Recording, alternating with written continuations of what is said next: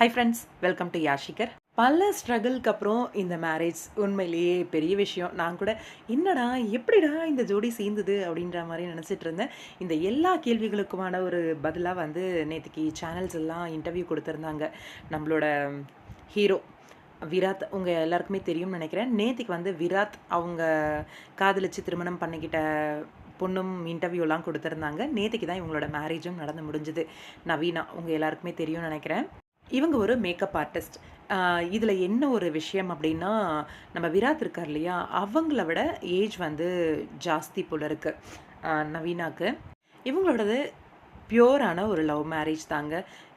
வீட்டில் ஒத்துக்கவே இல்லையா, 2 பேர் வீட்லேயும் அவ்வளோ ஸ்ட்ரகிள்ஸாக. இந்த பொண்ணு வேண்டாம் அப்படின்னு சொல்லி விராத்தோட வீட்லேயும் பிரச்சனை நடந்திருக்கு. அதே மாதிரி அந்த பையனை விட்டுடு அப்படின்ற மாதிரி அவங்க அம்மா, அதாவது கல்யாண பொண்ணோட அம்மாவுமே அந்த பொண்ணுக்கிட்டே சொல்லியிருக்காங்க, வேண்டாம் இது உனக்கு செட் ஆகாது, பெரிய பையனா சின்ன பையனாக இருக்கான் அப்படின்னு சொல்லி.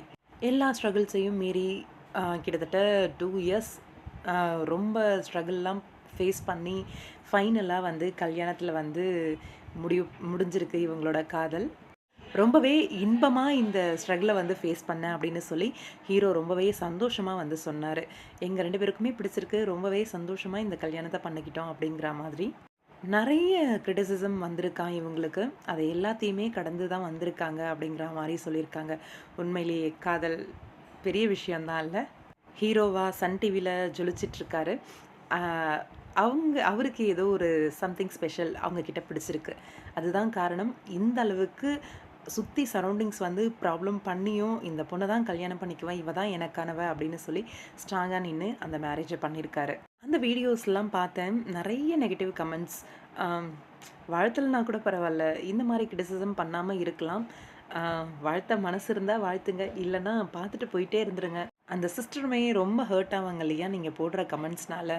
நம்ம முதுகுக்கு பின்னாடி அவ்வளோ அழுக்கு இருக்குது, அதை விட்டுட்டு இன்னொருத்தவங்களை கமெண்ட் பண்ணுற தகுதியோ எதுவுமே நம்மளுக்கு இல்லை. இது என்னோட கருத்து, தவறாக இருந்தால் மன்னிச்சிருங்க. வாழ்த்துக்கள் விராத் அண்ட் நவீனா.